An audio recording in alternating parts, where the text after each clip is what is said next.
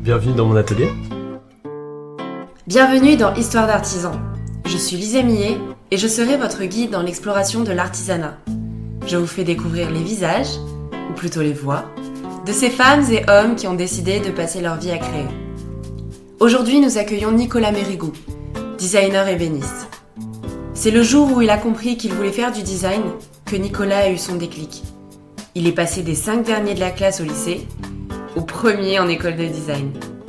Il nous raconte ce qui l'a amené à passer de la conception à la création. Le bois étant comme une évidence pour lui, puisqu'il a grandi dans une famille d'ébénistes. Il y a quelques années, Nicolas a eu un accident de la route qui l'a immobilisé pendant 1 an. De cette épreuve, il en a fait une force et a construit sa marque Apical Studio. Derrière ce projet, il y a de vraies valeurs éthiques et environnementales. Il souhaite que ses créations suivent ses clients pendant de nombreuses années. C'est pourquoi il réfléchit à des designs indémodables dans des matières durables. J'espère que l'histoire de Nicolas vous inspirera et que vous finirez cet épisode comme moi, avec le sourire. Belle écoute! Bonjour Nicolas et merci de m'accueillir dans ton atelier. Est-ce que tu peux nous raconter ton histoire, Nicolas? Alors, mon histoire elle a commencé par des études en design. Donc l'idée c'était de faire un BTS design d'espace, donc plus orienté vers l'archi d'intérieur. Ensuite j'ai fait un DSA, donc qui est un master en design global. Donc là c'était plutôt l'enjeu, c'était d'élargir un peu les connaissances en termes de design. Donc il y a design textile, produit, espace et graphisme. Et ce fameux DSA où j'ai été, c'était un des premiers en France qui faisait justement un mélange entre les espaces, les produits et les graphistes. Donc c'était des classes de 24 avec 8 espaces, 8 produits, 8 graphistes, et l'idée c'était de bosser ensemble sur des projets comme si on était en agence de design. Donc ça permet d'élargir le réseau, et du coup aujourd'hui mes colocs qui sont une graphiste et un produit venaient de ce DSA aussi, et voilà, ça fait un vrai réseau qui est assez mélangé comme dans une agence, donc c'est plus intéressant, enfin ça m'a semblé plus intéressant et ça m'a apporté beaucoup de collaboration future, donc voilà. Et ensuite après le master, donc là c'était la partie scolaire, tout ce qui s'est passé pendant le master c'était beaucoup d'ordinateurs, très peu d'ateliers, enfin très peu d'activités debout, et rester assis c'est assez compliqué pour moi. D'ailleurs j'y gigote pas mal en général sur mes chaises, et l'idée c'était de passer côté atelier parce que j'aime beaucoup le travail manuel. Donc en partant de ce DSA, je me suis dit tiens, il me reste 3 mois de stage conventionné, qu'est-ce que je peux en faire avant de commencer une vie pro. Donc j'ai appelé plein d'entreprises sur Paris, plutôt pour faire de l'alternance au début avec une école en formation, que des refus. Personne prend d'alternance, c'est très compliqué d'avoir un alternant justement, et en plus qui n'a jamais bossé dans l'ébénisterie. Donc l'idée j'ai fait ok, vas-y, on fait un stage si ça vous va. Ils ont dit allez, on est parti. Donc j'étais atelier CY à l'époque, c'était une entreprise qui s'appelle aujourd'hui Atelier Synapse, mais c'est la même chose, c'est juste ils sont affiliés avec un CIORien en plus, et en 3 mois j'ai appris max de choses, vraiment beaucoup, avec des grosses journées, 10h, 22h, des chantiers assez durs, mais du coup t'apprends vraiment la vraie vie, le vrai travail, et autant le bois que plein de choses, enfin les chantiers. Et du coup après j'ai bossé 1 an en freelance avec eux, donc c'est là où j'ai pu bien asseoir les connaissances, mettre en pratique, et en étant payé en tant que pro, donc du coup aussi se rendre compte un peu de la valeur du travail, le temps de travail, toutes ces choses là. Donc ça permet de faire un premier passage. Et ensuite donc petit accident de la vie, donc avec un accident de la route qui m'a permis de réfléchir pas mal sur tout ça, et donc de revenir ensuite et bosser que pour moi, donc en créant Apical Studio qui est mon auto-entreprise, et là qui est plus tourné donc artisanat, mais en gardant un peu mon bagage de designer, et d'essayer de le mettre en application, donc de proposer aux clients un artisanat avec un regard designer, donc essayer d'avoir des proportions esthétiques juste, avoir un bel esthétisme de l'objet, un rangement c'est pas simplement un casier et c'est fini, donc du coup voilà, avec les finitions, le travail de détail, toutes ces choses là, et de pouvoir le faire. Et l'idée de faire du coup ce parcours manuel, c'était aussi dans un objectif de vie, c'était que je voulais continuer le design, mais quand on n'a pas de sous, on peut pas payer ses prototypes. Donc du coup, si t'as pas de commande, tu peux pas faire tes créations. Et l'idée c'était d'apprendre à apprendre l'artisanat. Donc l'ébénisterie ça a été naturel pour moi parce que du coup le grand-père était menuisier, le grand-père aussi, donc j'ai toujours été un peu baigné dans cet univers, et j'ai souvent travaillé le bois étant petit, donc quand je revois mes projets d'avant, je me dis putain, je respectais pas la matière et tout, voilà, des erreurs de débutant assez énormes, mais bon voilà, faut bien apprendre. Et du coup, pour apprendre ce savoir-faire, pour fabriquer ses propres protos, c'était vraiment genre comme un éclair, genre ça me semblait évident. Et du coup, j'ai pu commencer à faire ça. Donc petit à petit, j'ai pu faire mes premiers protos. Donc de plus en plus perfectionné. Et aujourd'hui, c'est justement cette cartouche qui me permet de me dire que le monde du design est atteignable, dans le sens où si j'ai pas de clients, ça m'arrête pas. Je dessine, je fabrique, je fais des photos et on me propose. Et dès que j'ai un client, hop, c'est un petit projet en côté et compagnie. Donc ça permet vraiment de se dire, on n'est pas tenu par quelque chose. On peut y aller et quoi qu'il se passe, après, il n'y a que des bonnes occasions, des bonnes opportunités qui se présentent en général. Ce qu'il faut, c'est toujours avancer. Donc voilà, au moins je suis pas freiné par ce côté-là matériel et le problème financier. C'est sûr, quand on n'a pas de mécène qui paye 2 ans de développement pour un objet, il faut le faire soi-même et du coup, autant le faire bien. Visiblement, tu as une certaine appétence pour le bois. Ouais. Qu'est-ce qui t'a donné envie d'aller vers le design ? Le design, c'était... là, pour le coup, c'est vraiment en mode... Ça m'est venu comme un flash. Parce que moi, je suis pas du tout scolaire. Donc, tout ce qui était... les études, le collège, j'en ai un très bon souvenir parce qu'il y avait les récréations. Mais sinon, j'ai eu beaucoup de difficultés à rester en place, justement, sur une chaise et à écouter quelqu'un parler. Faire des cours magistraux qui étaient très intéressants avec du recul, mais qui m'ennuyaient profondément à l'époque. Et j'ai du coup, en cours de technologie en 3e, le seul cours où on commençait à toucher un peu des choses, on a dû faire une horloge et on devait dessiner notre horloge. Et du coup, à l'époque, j'avais dessiné une guitare, parce que je faisais de la guitare, comme tout adolescent qui se respecte, avec les cheveux longs et tout. Et du coup, en fait, le fait de pouvoir créer quelque chose avec un stylo et une feuille et de le mettre ensuite en matière, franchement, j'étais beaucoup trop chaud sur ce cours-là. J'en ai passé des heures et des heures à faire plein de croquis en plus chez moi, chose que je faisais jamais parce qu'en fait, les devoirs, je voulais même pas les faire et là, je m'en rajoutais. Donc je me suis dit, ça c'est cool. Et à partir de ce moment, je me suis dit, je veux faire du design produit. Donc après, je suis parti en design d'espace parce que il y a eu d'autres inspirations entre temps, mais il y avait cet objectif de produit. Et après le design, petit à petit dans mes études, justement je regardais souvent Télématin le matin avec la rubrique design de Sylvia Ligard dont je te parlais tout à l'heure. Et ça m'a donné vraiment envie de faire des choses de plus en plus justement abouties. Et ça m'a carrément boosté en fait, parce que tous les matins où je devais me lever pour aller au lycée faire mon bac S, finalement je voyais une petite rubrique de design avec des expos, des choses qui étaient hyper intéressantes. Et ça je me disais, mais ok. Et en fait toute la journée je pensais à ça dans ma tête, je crayonnais, je faisais plein de trucs. J'essayais d'écouter au mieux les cours pour essayer quand même d'avoir le bac, que je l'ai eu. Mais avec du mal quand même, j'ai dû bosser beaucoup et sans beaucoup de plaisir on va dire, mais bon j'imagine comme pas mal de personnes. Et après dès que je suis passé côté design en mise à niveau, donc en MANA, c'est une sorte de prépa pour faire ensuite des BTS.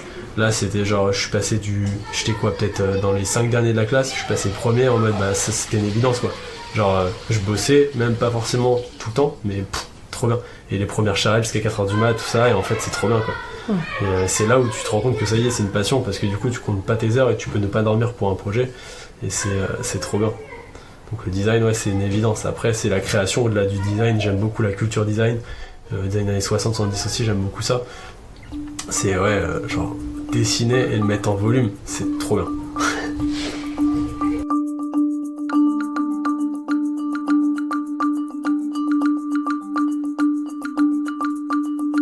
Et si tu avais un conseil à donner à tous ces parents qui sont justement désespérés par leurs enfants qui ne travaillent pas à l'école, qui ne sont pas intéressés par les matières classiques? Ouais, écoute, sans faire le vieux con, c'est juste qu'il faut quand même qu'ils le fassent parce que c'est une culture générale qu'on apprend. Ensuite, il faut aussi qu'ils aient des temps off et qu'ils fassent ce qu'ils aient envie. Donc si c'est le sport qui les intéresse, peut-être qu'ils seront designers plus tard, mais si c'est le sport qui les intéresse maintenant, il faut qu'ils fassent du sport à fond. Il faut apprendre à faire quelque chose. Enfin, ça c'est vraiment ma vision très personnelle, mais apprendre à faire des choses à fond, à 100%, jusqu'au bout, pour savoir à quel point ça peut coûter un engagement sur quelque chose. Et par exemple, tu fais du hockey, t'arrives en finale de Coupe de France. Ouais, personne connaît ce sport parfois dans certains milieux, mais t'as fait quelque chose de A à Z, et il y a un aboutissement, et quand tu y arrives, tu dis en fait finalement je peux peut-être y arriver pour les maths, et du coup tu commences par la base, et puis tu arrives à avoir ta bonne note au bac, et tu dis ok j'ai réussi, et après tu feras sur des choses qui te plaisent, et qui dans un milieu économique aussi, trouver un métier qui peut te faire vivre, et en même temps qui te fasse kiffer quoi. C'est la base, c'est l'objectif quoi. C'est cool. Je m'emballe, mais c'est trop vrai en plus. Tu vois, au début, on parlait de formation artisanale. Moi, j'ai pas fait la formation à l'école Boulle. Il y a beaucoup de gens qui me disent « Ah, t'as fait Boulle ?» c'est pas parce que t'es ébéniste que t'as fait boule. Oui, il y a beaucoup de boulistes en France, mais il n'y a pas que cette école déjà qui forme, et t'es pas obligé de faire une école pour être ébéniste. Et il y a même une fois une personne qui parlait de moi à d'autres, et j'étais là, j'entendais, elle avait dit que j'avais fait l'école boule. C'était une personne qui me vendait un client, donc gentiment, mais du coup, bah, j'ai dû arriver et dire ouais, non, en baragouinant dans ma barbe, non, je me fais l'école boule quoi. Et d'un coup, on voit presque dans les yeux, ah, t'as pas fait, bah t'es pas ébéniste alors. Bah si. Est-ce que tu as une anecdote à nous raconter? Une anecdote, il y a eu une anecdote qui a pas mal marqué ma vie il y a quelques temps. Du coup, bah, j'avais fait donc cette formation en ébénisterie en stage. J'ai bossé avec les gars pendant 1 an et j'avais fait justement de l'ébénisterie pour pas rester assis sur ma chaise de créatif et pouvoir me lever et faire des choses aussi. Et justement, je reste tout le temps debout maintenant. Je m'assois plus souvent et le problème c'est que bah en voulant bosser pour des gars, en voulant monter ma boîte, mais petitement, je bossais le vendredi pour moi, plus les week-ends, donc je bossais 7 jours sur 7, toute l'année, tout le temps à fond. Et du coup, bah, je revenais d'un rendez-vous client qui était perso en plus. Le soir, une voiture m'a fauché en moto, et du coup, pif, voilà, le fémur genre bien fracturé, et je me suis retrouvé 1 an à l'IT, donc 1 an à l'hôpital. Pour un mec qui voulait pas rester assis, c'était un peu, le comble. Mais ça m'a permis déjà je positive tout le temps surtout, donc j'en ai tiré des conséquences. Ça m'a calmé aussi d'un point de vue je suis moins foufou, moins cheval fou quoi, j'essaye de faire attention et ça m'a permis de rencontrer déjà des personnes extraordinaires au centre de rééducation qui n'ont plus de jambes. Donc déjà aujourd'hui quand on est un peu fatigué, j'ai toujours cette petite voix derrière qui me dit tu sais que t'es mieux là quand même avec tes 2 jambes à pouvoir marcher, donc te plains pas et continue de sourire et de kiffer tout ça, clairement. Ça je me le dis très souvent. Et c'est vraiment pas c'est pas hypocrite quoi que dire ça, c'est vraiment vrai, je me le dis souvent. Et ça m'a permis de prendre le temps justement quand t'es allongé, à part compter les carreaux au plafond, tu réfléchis à ce que tu veux faire. Donc j'avais toujours cet objectif de monter ma boîte, mais du coup je me suis dit quand je reviendrai, donc au début les chirurgiens ils disent t'en as pour 6 mois et c'est bon, tu reprends le travail. En fait non, genre au début c'était 3 mois, après 6 mois en fait c'était 1 an. Et du coup heureusement qu'ils te le disent pas direct, mais j'avais l'objectif de vite remonter et remettre le pied à étrier. Donc pour le coup je voulais bosser que pour moi, donc je voulais arrêter de bosser en freelance pour une autre boîte. Et donc j'ai réfléchi au nom, j'ai réfléchi au logo, j'ai réfléchi à toute la démarche, l'économie, j'ai monté mon business plan. Donc voilà, tout ce qui est en fait faisable à l'assis ou allongé, j'ai pu faire tout ça. Et j'ai commencé à dessiner aussi pas mal de choses. J'ai fait des projets donc en modélisation et qui étaient prêts pour le jour où je pourrais justement remettre le pied par terre. Et quand c'est arrivé, les ateliers Synapse, les fameux gars qui m'ont formé m'ont donné la chance d'avoir un espace chez eux pour pouvoir bosser, reprendre le travail sans avoir de pression de loyer et de frais assez lourds. Et du coup grâce à eux pendant 1 an j'ai pu me lancer. Et genre au début j'étais avec ma canne à la Dr House quoi, et je montais sur la mezzanine l'escalier un peu genre là, mais avec la canne j'avais les planches dans un bras et la canne dans l'autre, et j'avançais, je traversais l'atelier, je mettais 10 minutes et franchement c'était folklorique, vraiment folklorique. Et heureusement qu'ils m'ont laissé cette possibilité, parce que un mec avec une canne dans un atelier légalement, enfin normalement c'est pas trop ce qu'on imagine, et là c'était vraiment trop bien, trop bien. Et j'ai pu faire des mobiliers comme ça, je mettais beaucoup plus de temps qu'aujourd'hui forcément, mais en m'appliquant, et j'ai pu lancer. Et puis là après au bout d'1 an j'ai dit je pense qu'il est temps que je prenne mon envol. Ça y est, j'avais plus de problème à la jambe, je commençais à faire un petit peu de rentrée d'argent pour pouvoir payer un loyer. Donc j'ai fait on y va, ça y est, donc voilà. Quelles sont tes sources d'inspiration? Les sources d'inspiration, elles viennent de tous les jours, de n'importe où en fait. C'est genre je me balade, je vais voir une barrière avec un petit détail rigolo, je fais ah putain ça c'est une bonne idée, mais du coup appliqué dans un autre domaine ça peut apporter quelque chose de super intéressant. Et souvent ça vient de l'industrie, j'aime beaucoup le design industriel, et les assemblages extrêmement d'ingénierie, très intelligents et très très travaillé, très précis. Ça je trouve ça magnifique. Une pièce genre une turbine, je trouve ça magnifique. C'est une des plus belles pièces du design, parce que le design ça va aussi du design industriel quand même. Et ça c'est une vraie inspiration de design industriel. C'est presque un objectif aussi un jour de pouvoir faire des projets justement à échelle Indus. Je sais pas ce que c'est une turbineuse. Une turbine, par exemple, une turbine d'avion pour un réacteur. Ah. Ou ça peut être juste une entretoise filetée à l'intérieur. Enfin voilà, j'en ai ici, enfin des pièces même de quincaillerie, mais qui sont extrêmement bien finies, qui sont vraiment genre la machine est calibrée pour faire ça parfaitement sur une série de 10 000. Et c'est incroyable, je trouve ça super beau. Et donc ces pièces appliquées justement dans la vie de tous les jours que tu peux croiser comme ça sur des machines, des ordi, des trucs, c'est assez inspirant je trouve. Et puis après c'est ce qui inspire beaucoup, c'est l'atelier justement. Tu fais un projet pour quelqu'un, mais en fait en faisant ce projet tu te dis ah putain c'est trop malin ce système, et en fait tu vas pouvoir l'appliquer justement sans faire de plagiat. Au contraire, c'est juste faire un petit pas de côté, et avec ce pas de côté tu vas pouvoir faire un objet totalement différent. L'assemblage va pas avoir le même usage peut-être, mais ça va te faire justement une inspiration, et ça vient tout seul en fait. Et quand t'es tout seul justement, c'est ça qui est bien, c'est que les projets viennent au compte-gouttes, mais justement t'en as pas trop, t'as juste ce qu'il faut, et les inspirations aussi. Parce que quand t'en as trop, tu notes tout dans un carnet mais t'aboutis rien. Et ce qu'il faut, c'est avoir quelques inspirations, mais pouvoir les aboutir sur des protos, sur des tables, des choses comme ça.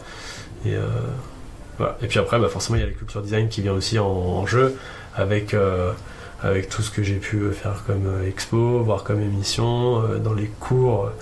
J'aime beaucoup le design années 60, 70, mais après, en termes, j'aime beaucoup le design d'espace aussi, les artistes, tout. Franchement, ça vient de partout après. Mais ça, c'est l'univers design qui parle un peu plus. Mais est-ce que tu peux nous présenter ton artisanat ? Et par là, j'entends un petit peu ton travail au jour le jour, les techniques que tu utilises. Ouais. Du coup, présenter mon artisanat, ça fait... du coup, ce serait pas genre l'ébénisterie, parce que du coup, l'artisanat que je vais essayer de mettre en place, c'est vraiment plutôt le travail manuel. Au-delà de simplement le travail du bois, j'essaye de travailler d'autres matériaux, mais sans dire que je suis pas serrurier, je suis pas maroquinier, mais du coup je m'ouvre à d'autres techniques. Celui que je fais tous les jours, c'est vraiment essayer de passer du dessin à la matière. Donc ça va souvent être du travail avec tout type de matériaux, principalement le bois, pour le mettre en application après dans l'atelier. C'est pas un atelier très grand, donc du coup il y a beaucoup d'outils portatifs, mais que j'essaie de pousser au maximum. Justement, je veux pas avoir trop de machines, pour pas avoir trop de machines stationnaires qui prennent beaucoup d'espace, beaucoup d'entretien, beaucoup d'investissement. Donc c'est plutôt du portatif, et en le poussant au maximum, tu peux faire des détails super intéressants et réutiliser aussi les outils de l'époque. C'est pas tous les jours, mais quand tu les utilises, ça fait plaisir.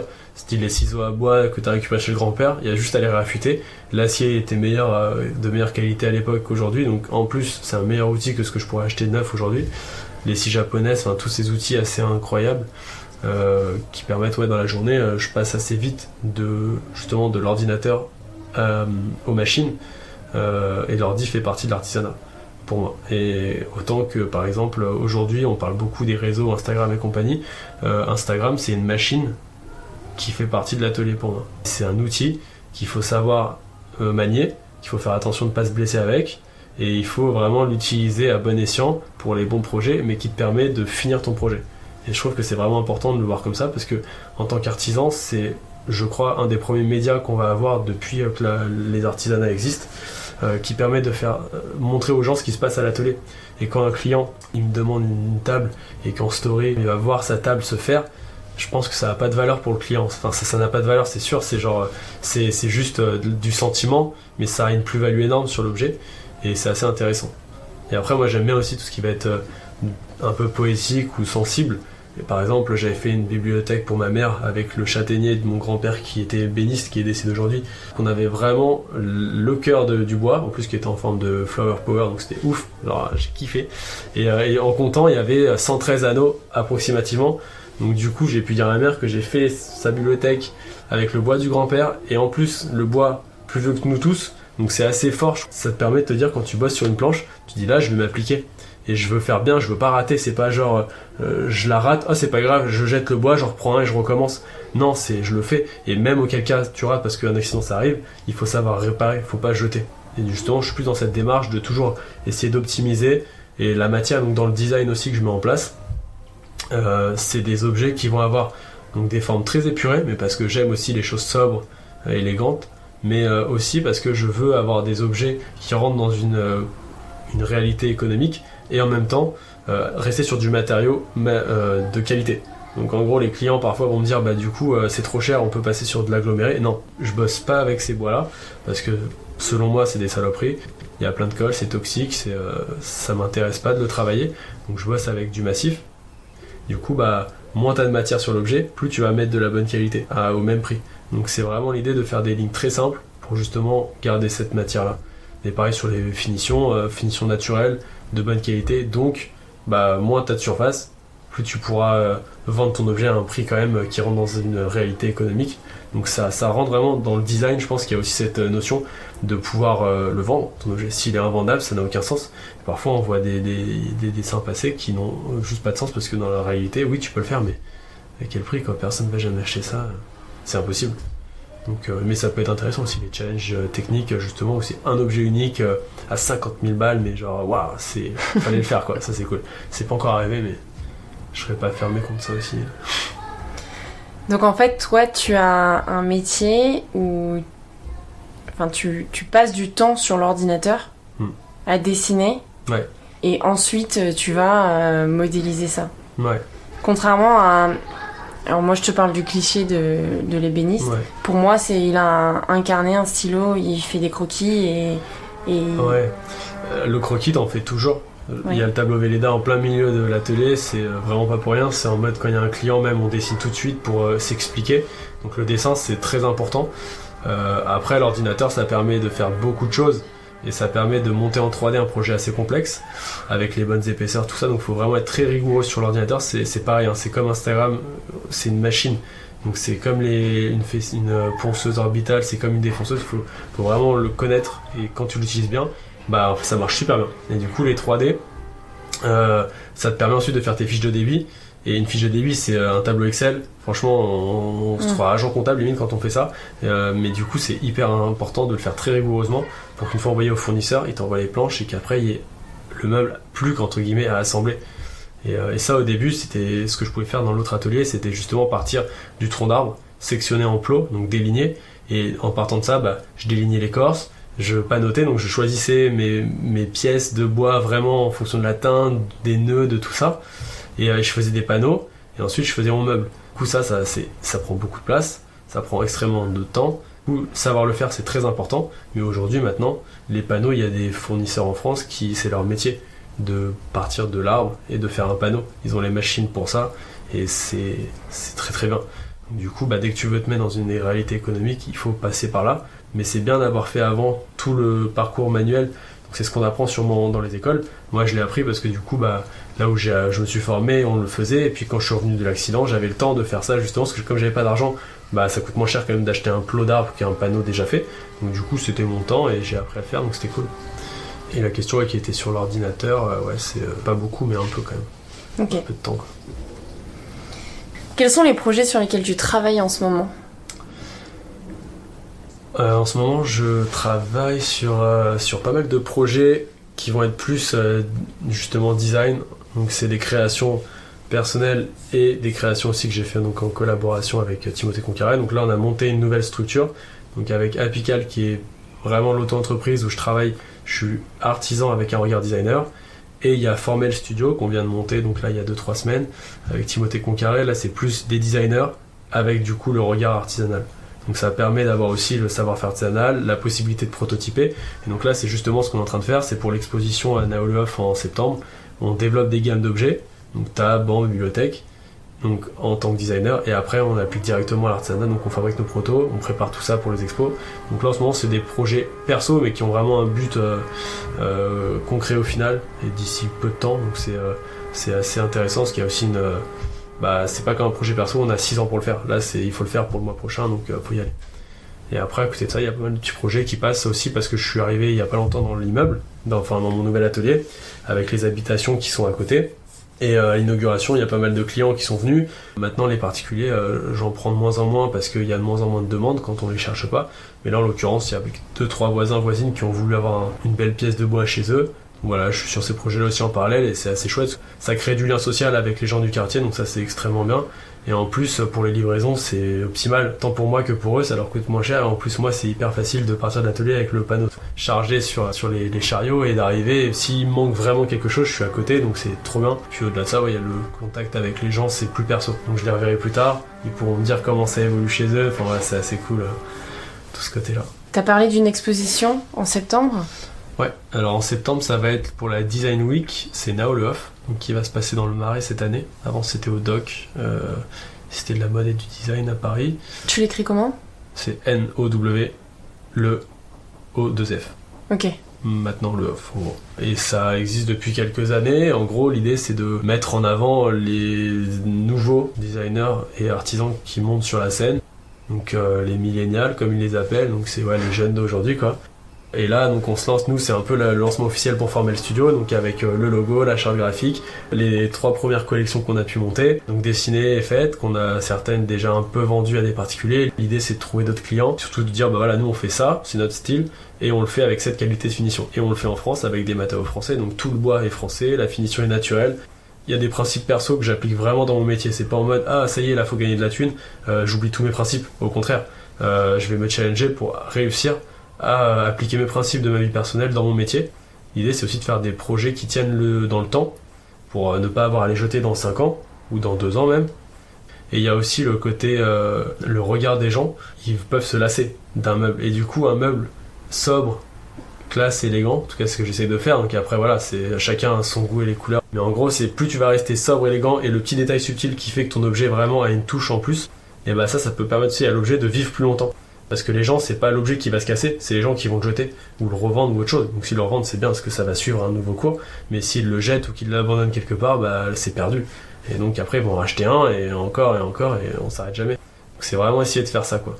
Des matériaux durables, français, donc essayer d'avoir un impact carbone le plus faible possible, même si forcément t'en as, parce que tu crées un objet, mais après aussi que dans la ligne, ça puisse être atemporel. Tu m'avais parlé juste avant qu'on enregistre d'un projet. Quand je suis arrivée, il y avait 2 personnes. Tu m'as expliqué un petit peu ce projet. Les 2 personnes qui étaient là, du coup, il y avait le gérant d'une entreprise donc de curage de bureaux. Enfin, ça consiste en fait à récupérer tout le mobilier dans des entreprises qui soit on fait faillite, soit se délocalisent, soit changent de locaux. Et donc lui, il récupère tout ça, il le remet en état, il le revend. Mais dans tout ce qu'il remet en état, il y a beaucoup de panneaux, notamment de tables, de bureaux, qui ne peuvent pas se réutiliser comme ça, qui sont abîmés d'un côté ou autres, qui peuvent pas être revendus, réutilisés. Et donc là, c'est un peu un nouveau terme qui sort, c'est le upcycling, c'est réutiliser des matériaux donc de recyclage, mais en faire quelque chose en plus. Du coup, c'est vraiment faire un nouvel objet avec, qui redonne envie à des gens de le posséder. Ça permet de ne pas jeter la matière ou de même pas la recycler, c'est juste la remodeler et en donner quelque chose de contemporain et qui soit fonctionnel. Et donc là, avec eux, il y a cette ligne qui est d'utiliser des plateaux, dessiner un objet, et donc le prototype est ici. Là où c'est assez intéressant, c'est une entreprise qui fait de la réinsertion ou de l'insertion de personnes. Ça peut être aussi bien des personnes qui sortent de prison que des migrants. Voilà, il y a de tout profil. Et c'est des gens qui n'ont pas forcément touché à la matière à l'époque, ou alors qui ont travaillé dans leur vie sur des machines, mais voilà, qui savent pas forcément comment faire pour faire ce mobilier. Donc l'idée, c'est d'arriver chez eux et de les aider à former les personnes. Qui a vraiment un caractère déjà formateur qui est très intéressant, parce que quand on forme, on se forme soi-même plus quasiment qu'on va former les gens. Et il y a aussi le côté social qui est incroyablement fort, dans le sens où il y a des personnes qui viennent, qui parlent français mais pas forcément très bien, et qui vont dire « oui j'ai compris », et en fait ils n'auront pas forcément compris. Et il faut vraiment essayer de mettre en application de manière safe, parce qu'on est sur des machines très dangereuses, un doigt ça part très vite, donc l'idée c'est que personne se blesse, mais en même temps de pouvoir les faire pratiquer tout de suite, et que dans le temps ça dure. Donc moi quand je suis plus là, il faut qu'ils puissent encore fabriquer ces tables, et ces bureaux et ces objets, et que ça reste une qualité aussi, donc il y aura forcément un suivi, mais l'idée c'est que ces personnes soient valorisées aussi, et trouvent des compétences, comme moi quand j'ai appris, j'ai pas fait d'école, j'ai appris sur le tas, c'est un peu pareil. Donc là c'est leur donner cette possibilité, et essayer vraiment d'être avec un détail et un souci du détail important, pour leur transmettre ça, qu'ils fassent des beaux objets, mais qu'ils apprennent aussi. Donc ça c'est un projet qui est en train de se monter, et ce côté vraiment garder l'artisanat au service du social, je m'y attendais pas, c'est tombé dessus comme ça, mais c'est exactement des projets comme ça qui me motivent aussi pour tous les matins, tous les jours, quoi. J'en viens à la question du coup des projets futurs. Ouais. Quels sont tes projets pour le futur? Et les projets futurs, donc dans un futur proche, là il y a des projets donc avec des belles entreprises qui m'ont contacté pour justement, donc c'était contacté surtout Formel Studio, donc là c'est avec Timothée. Et l'idée c'est faire justement, ça tombe les deux en même temps, mais ça me fait prendre conscience que le upcycling c'est une demande qui arrive vraiment fortement. Et là l'idée c'est sur des anciens trains donc de l'époque des années 60, c'est réutiliser des objets, donc tout ce qu'il y avait sur les trains à l'époque, et en faire des objets contemporains. Là en l'occurrence c'est avec la SNCF, c'est les petits grilles de l'époque, donc un Transilien qui a roulé. Ma grand-mère le connaissait, c'était dans les années 60. De ce gisement de matière, et encore là, n'a pas été détruit, et c'est iconique. Donc en fait, il faut en faire quelque chose, le remanier au goût du jour. Donc il y a un vrai travail de designer, mais avec un vrai regard artisanal, parce qu'il faut justement que ça tienne, ça marche. Et l'idée, c'est de rester comme la SNCF, c'est le design industriel, Roger Talon, enfin toutes ces inspirations-là, c'est du design fonctionnel, utile et résistant. C'est vraiment avoir cette idée, et ensuite le faire. Après, c'est une vente aux enchères qui va se faire donc sur une exposition au mois de décembre. Tous les bénéfices reviennent à une association, donc c'était les Restos du Cœur l'année dernière. Cette année, on ne sait pas encore qui ça va être. Mais voilà, en plus, il y a cette portée sociale qui m'est chère et qui, à chaque fois, ça se met devant moi comme ça, du pain béni. Et je me dis, mais c'est trop bien. Tu bosses pour des choses qui t'inspirent, qui te font plaisir, qui sont éthiques, qui sont bien pour l'environnement, dans la ligne du temps, et en plus qui sont sociales. Donc franchement, tout bénef quoi, trop bien. Très bien.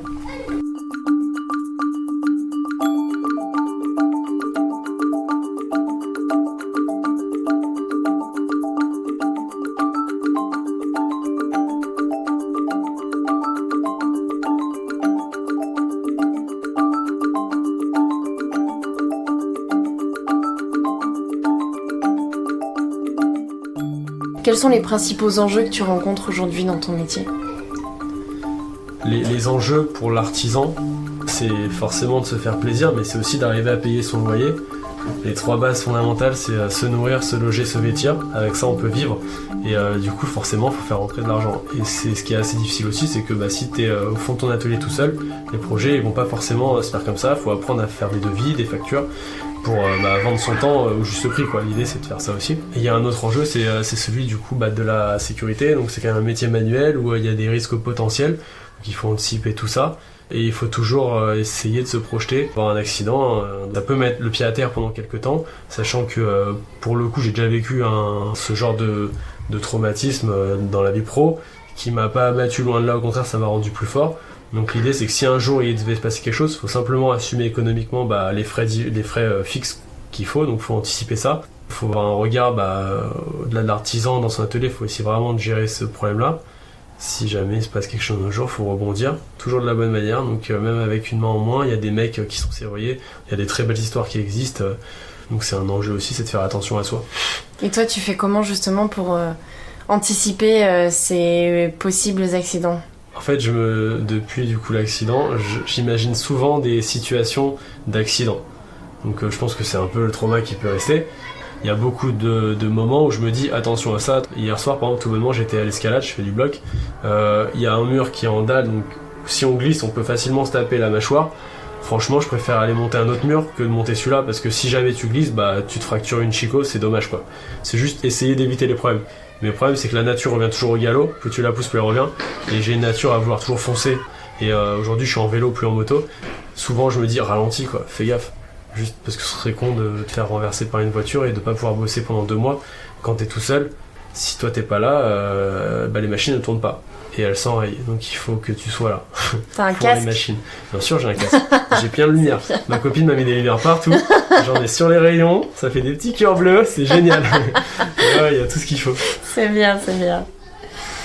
Comment tu vois ton artisanat en général dans le futur? Alors dans le futur, l'artisanat, donc l'ébénisterie, je le vois vraiment être plus présent. Les gens ont ce besoin de faire du bricolage. On voit très bien avec We Can Do qui fait venir des gens dans les ateliers, former les gens pendant 3 heures, repartir avec un objet matériel. Donc les gens veulent vraiment revenir à ça. Donc je pense que les formations pour les jeunes vont se développer. On le voit aujourd'hui, ça revient sur le devant de la scène, tous ces métiers manuels, et ils sont valorisés. Justement, on montre que c'est aussi un vrai savoir. Je vois bien l'ébénisterie devenir un métier assez démocratisé. Après, ils parlent de makers aujourd'hui. J'avoue que ce terme-là, il est un peu vague, mais c'est un peu ceux qui dessinent et qui font. Et il y a beaucoup de profils qui sont des designers, mais qui sont artisans aussi, qui veulent vraiment bosser de leurs mains. Donc, il y en a, ils appellent ça les néo-artisans, il me semble. En gros, c'est vraiment cette nouvelle vague d'artisans qui n'ont pas fait une grande école et ensuite qui vont faire que ce métier toute leur vie. Ils touchent un peu à tout, en gros. Le côté artisan et designer, bah ouais, ça je le vois bien fusionner et faire vraiment une filière presque à part entière. L'ébénisterie dans le futur, c'est aussi une image qui change. C'est quelque chose qui m'a marqué quand j'ai commencé à travailler, parce que j'ai fait des études donc, de design au début. Donc je me présentais plus comme designer. Tout de suite, un peu l'effet de halo. Designer, ça va être celui qui va être assis, qui va se la péter un peu, alors que pas du tout. Tous les designers sont vraiment pas comme ça, enfin ceux que je connais en tout cas. Quand j'ai fait formation en ébénisterie, je me suis plus dit ébéniste. Ébéniste, personne te donne un chapeau et dit ça y est, t'es ébéniste. Tu l'es dès lors que tu travailles le bois. Ce qui compte, c'est que t'es ébéniste, tu apprends toute ta vie à l'être et à le rester. Un ébéniste de 60 ans, évidemment, a un savoir énorme par rapport à un ébéniste qui commence depuis 2 ans. Mais voilà, faut pas attendre d'avoir 60 ans de métier pour dire je suis ébéniste. Et quand j'avais commencé à dire justement je suis ébéniste, j'ai été assez surpris par le capital sympathie que tout le monde a tout de suite. Et tout le monde connaît quelqu'un qui travaille le bois. Le bois, c'est une matière qui est vraiment aimée de manière générale par les gens, chaleureuse, qu'on connaît bien chez nous. Il y a beaucoup de forêts, donc c'est vraiment dans notre culture. Et ça, c'est un capital sympathique qui m'a marqué et que j'adore. Donc c'est vrai que quand je me décris en général, je vais plus être ébéniste que designer. Pas parce que je préfère me faire mousser et qu'on dise « Ah, super, c'est sympa et tout », mais parce que aussi je me sens plus aujourd'hui ébéniste que designer. Et le fait de créer Formel Studio avec Timothée, c'est parce que je veux pas perdre de vue le design. Pical, c'est plus de l'artisanat avec un regard designer. Et Formel, on part plus designer avec ce regard artisanal. Je parle beaucoup trop, c'est un truc de ouf. Je suis une vraie pipelette en fait. Non, t'inquiète pas. Merci beaucoup Nicolas. Merci d'avoir partagé ton savoir, ton histoire. De rien. Ça fait plaisir. Et puis à bientôt. Ouais. Merci. À bientôt.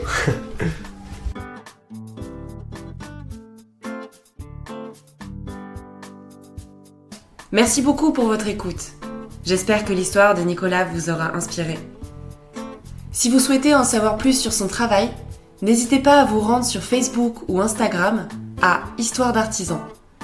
Vous pouvez m'aider à faire découvrir les histoires d'artisans au plus grand nombre en mettant une note sur iTunes et en vous abonnant sur votre plateforme de streaming préférée. Je vous dis à très vite avec une nouvelle histoire.